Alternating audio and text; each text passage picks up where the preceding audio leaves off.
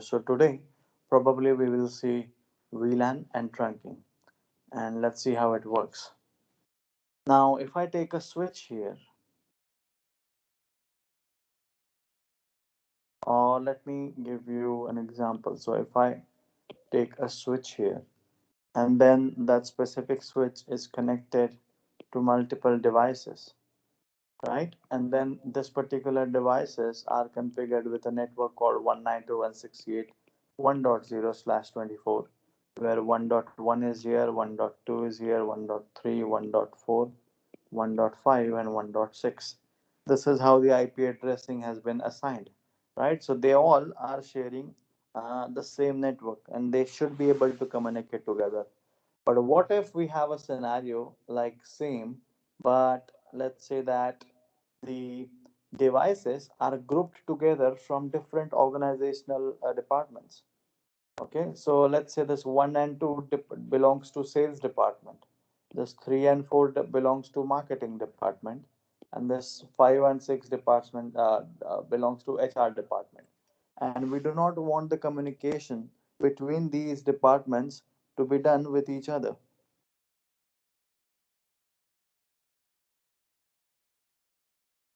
Makes sense. So the sales department should not be able to communicate with marketing department, and should not be able to communicate with other department as well. So interdepartment communication should not be done.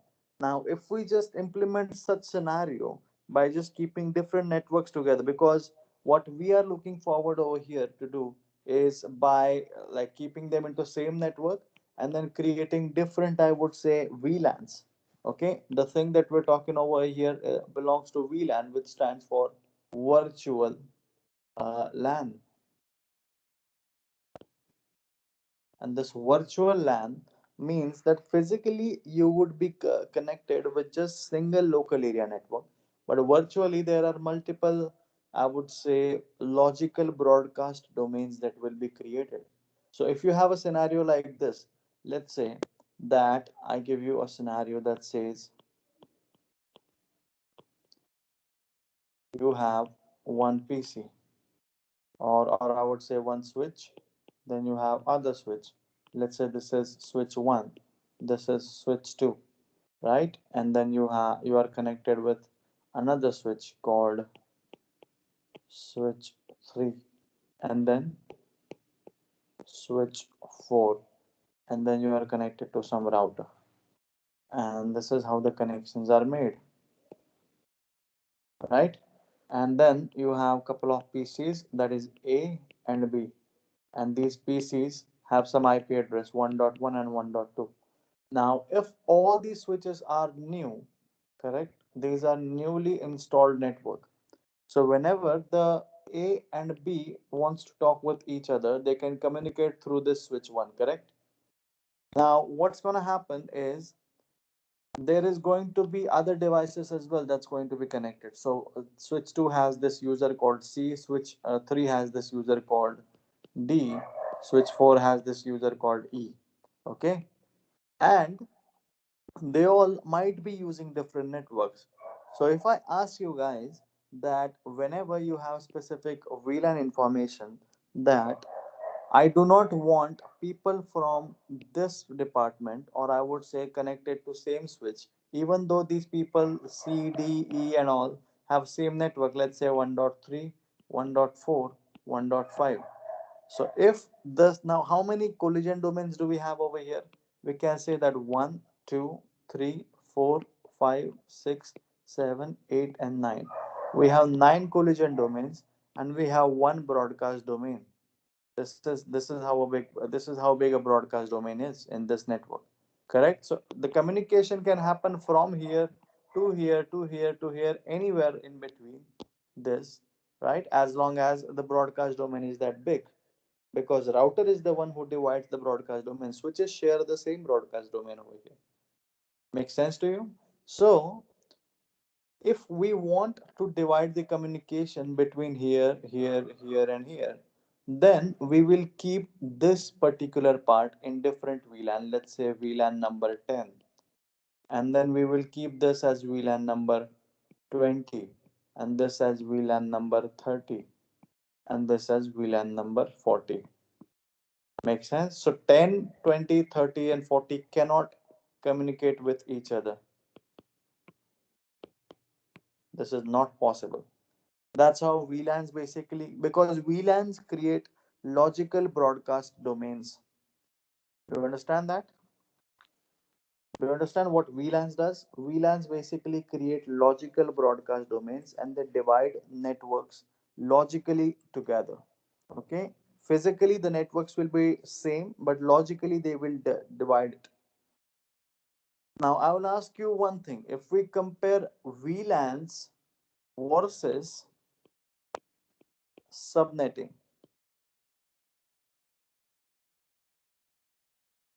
okay, if we compare VLANs versus subnetting, and let's say that I'm not using this one same network here. If I use an IP address that looks like this 2.1, 3.1, and 4.1, am I achieving the same thing here?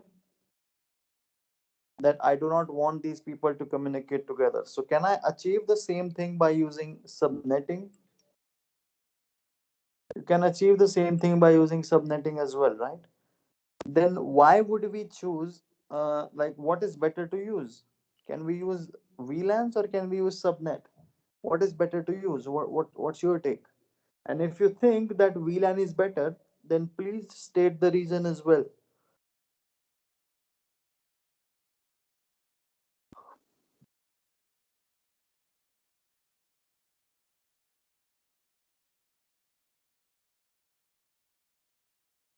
You see, because as far as we see that the number of collision domains that this number of subnet is having cheaper than layer 3.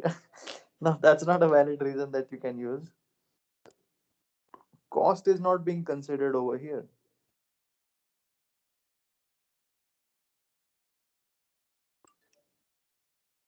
VLAN needs only one class of IP. That again cannot be a reason to just use VLANs. However, it does satisfy some of, or it does give you some of the benefits, but it is not all, I would say.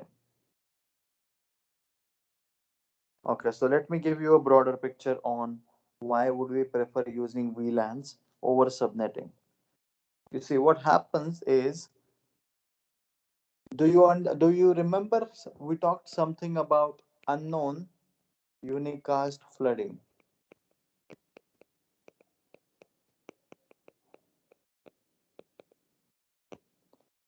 Do you remember this concept? We talked about this on probably very early days of our training.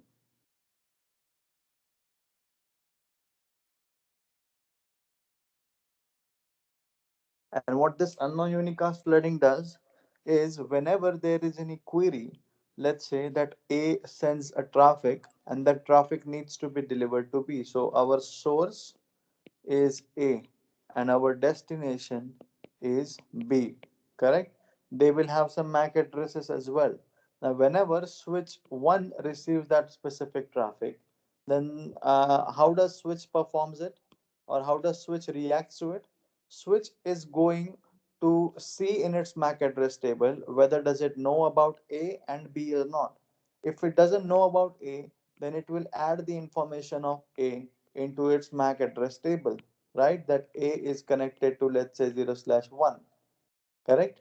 And what will it do with B? B's information is not there. So how would it react to it?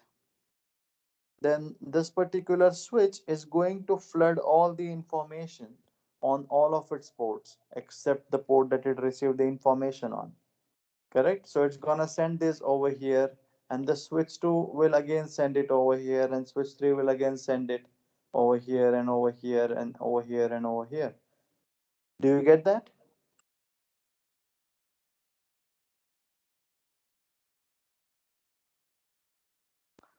Makes sense to you? So this is what is it's going to be. And as this unknown unicast flooding is a complete layer 2 flooding, it doesn't see the information whether this network is using 2.0, 3.0, or 4.0. Okay, the flooding doesn't check the information as it's a layer 2 flood, okay, or layer 2 kind of flooding. It doesn't check the information whether it's going beyond its network or not. Makes sense there? That's why it creates, if you use subnetting like that, and switch will not then consider that if it's using 2 or 3 or 4, the messages will go there on all the ports that it has. So that's why if you use VLANs over there, and you can divide this networks accordingly into different VLANs, your layer 2 flooding will not cross the VLAN information. Make sense? Your layer 2 flooding will stay there for the same VLAN. Okay, and unnecessary ports will not receive that unnecessary traffic, saving a lot of bandwidth. So that's why VLANs are preferred over here than subnet. Okay, that's one of the major reason that we use VLANs for. Okay, however, it also gives you security, and it also gives you better management of your domain and all. So all those additional perks are there, but this is one of the most important thing that you should consider, why it gets used. Make sense? I hope you understand that.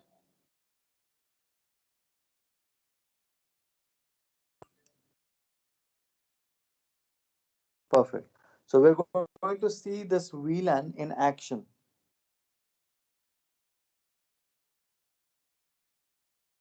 and I'll just share my packet tracer screen with you, and then you can see that.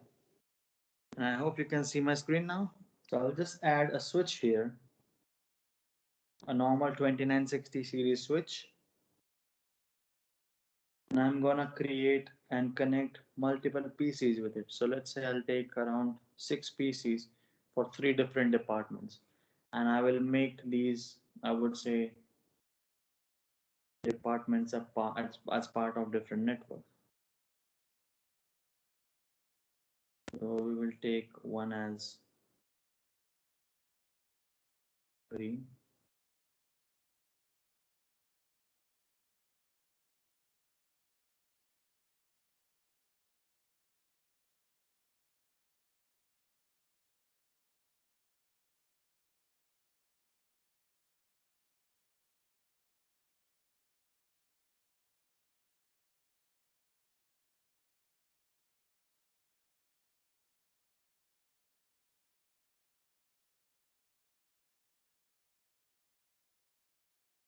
Alright, we will connect these different PCs together in different networks.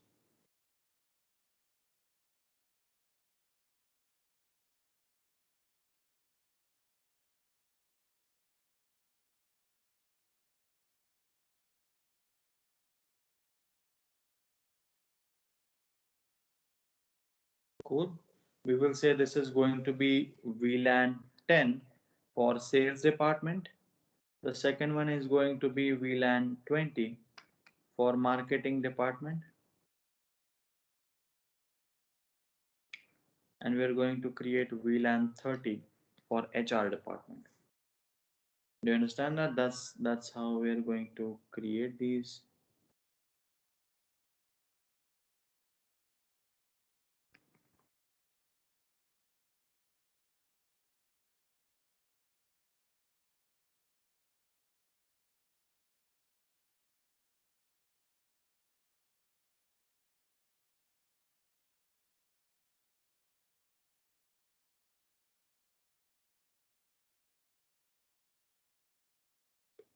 Good. Then we will go ahead and assign it some IP addresses there.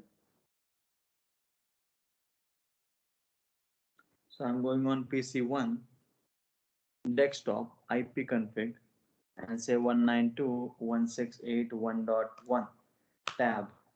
There is no gateway information that needs to be configured, so that's all fine with us. Then I'll go to the second PC and say 192.168.1.2 and tab. And then say the third PC 192.168.1.3 tab.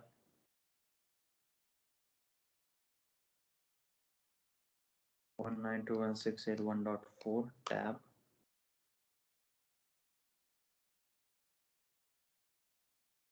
Desktop 192.168.1.5 tab. and then desktop and say 192.168.1.6 tab. You get that? So we did configure it, our major network with 1.0 network. And if I try to send traffic from first PC to second PC, successful. From first PC to third PC, successful. From first to fourth or last, it's again successful probably. There you go, it's successful. So every PC is communicating with each other over here, correct? Because what happens is by default, each and every switch port is a member of VLAN 1. I'll just hover my cursor on my switch and you can see the information inside this table that the third column in this information that you can see, it belongs to VLAN column. And you can see our fast Ethernet 0/1, 2, 3, 4 throughout 24, and the last, even last, I would say couple of interfaces that are gigabit Ethernet interfaces. They are also part of VLAN 1. Do you see that information?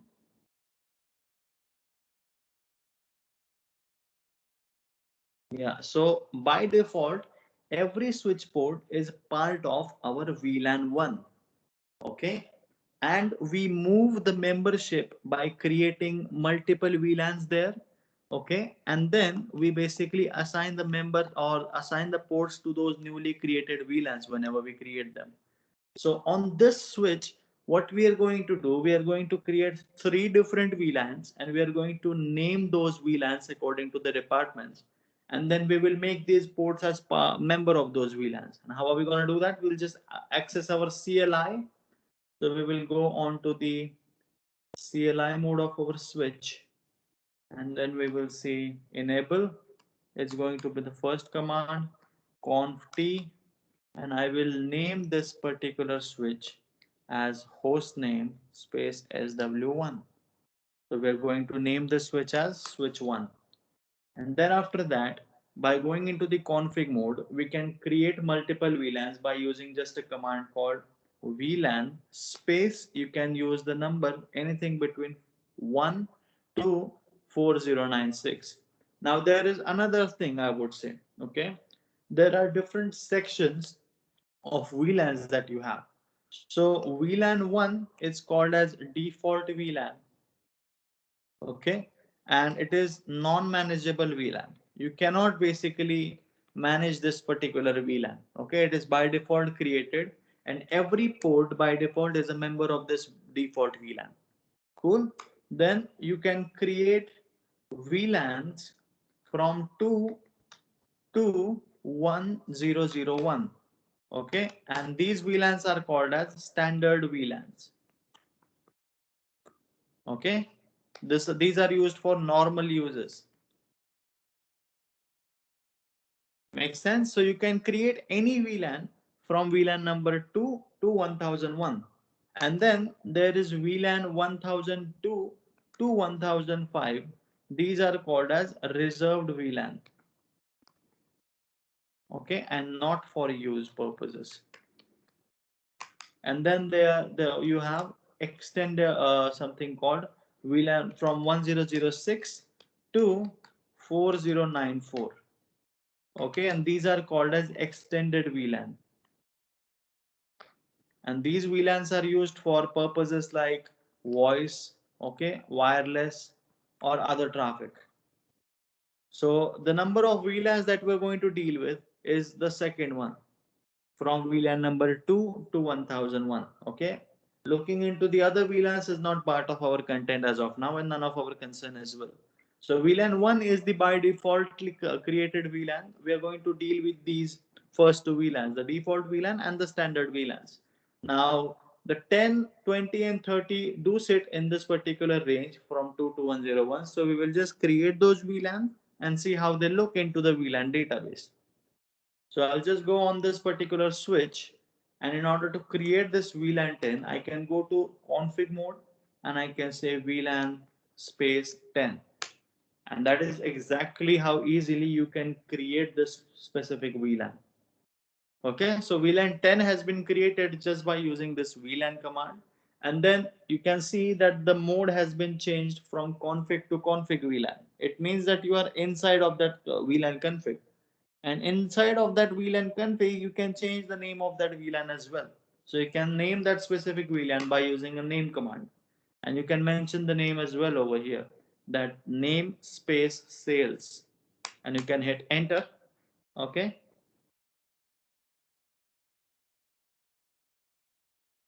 or you can use 3, 5 or 9 as well. I just took a numbers randomly, 10, 20, 30, like that. You can take anything between 2 to 1001. Okay, I just took randomly that 10, 20, 30, like that. So I created VLAN 10 and said name sales, and then I can take an exit, and I can check the information inside my VLAN database as well by running a command called, in the enable mode, I can say show VLAN brief. This is the command that I can use in order to check the database of the VLAN, that how many VLANs do exist in my VLAN table. So you can just go ahead and check the configuration by using show VLAN brief command. And upon you hit enter, you can see that these are the number of VLANs that are active as of now. So you have VLAN number 1, okay, and the name of that specific VLAN is default, and you can see that the ports that are member of this VLAN 1 are these, starting from FA0/1 till FA0/24, and then the gigabit Ethernet 1 and gigabit Ethernet 2. Do you understand that? And you can see that we did create a new VLAN as well that has a number VLAN 10, and the name that we assigned is sales to it, but there is no member as such. So we'll talk about that, but first let's go and create the other two VLANs as well. So we will go to conft mode again, and we will say VLAN space 20, and then I will name it as marketing, and we will take an exit, and then again create VLAN 30 and say namespace HR, and then take an exit. Good. Then if we run that command from config mode, we will say do show VLAN brief, and you can check that by running in this do show VLAN brief, you can see that all these three VLANs are created now.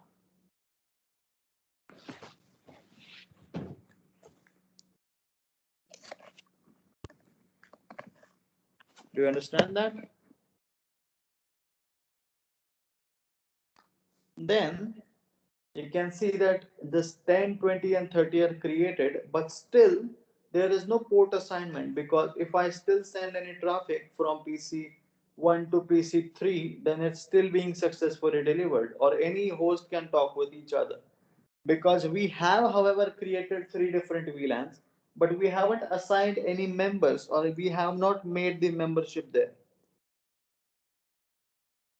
You get that? So, because by default, all these ports are still member of this VLAN number 1. So what you need to do, you need to take this first PC that is connected to FA0/1. You can see that over here, that it's FA0/1 and FA0/2, that these two PCs are connected with. Correct? So I will take this FA0/1 and 2 and shift their membership from VLAN number 1 to VLAN number 10. Then I will take next two interfaces, that's FA0/3 and FA0/4, and make them a member of VLAN number 20. And then I will take switch interface number FA0/5 and 6 and make them a member of VLAN number 30. So how do we do that? We go inside of this particular interface.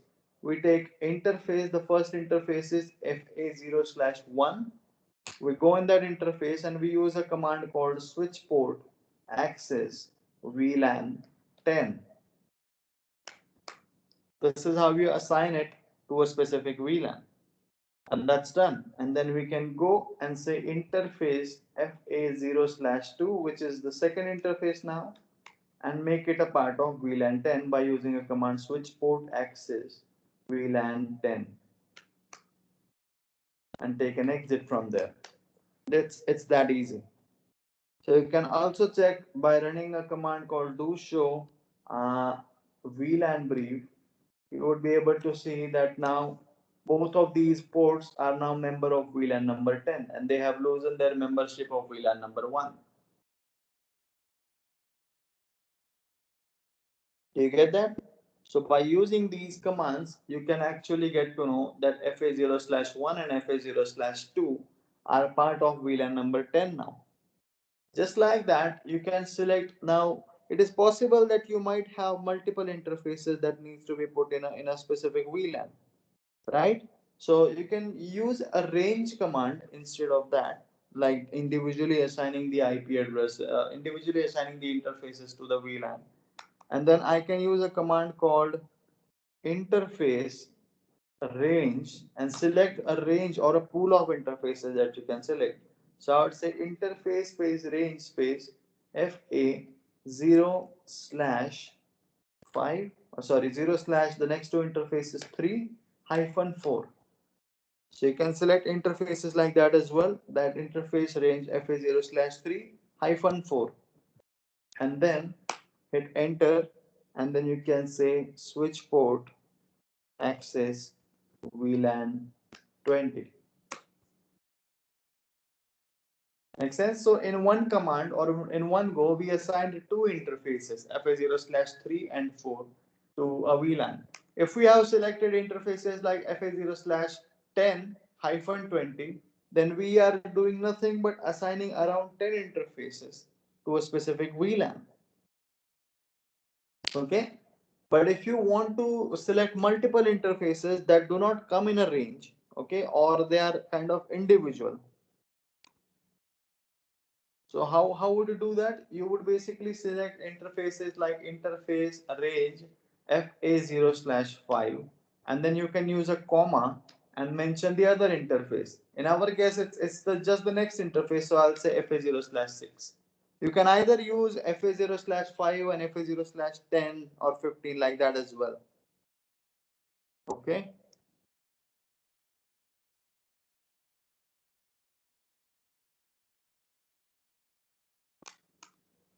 And then I can say switch port access VLAN 30, make them a part of VLAN number 30.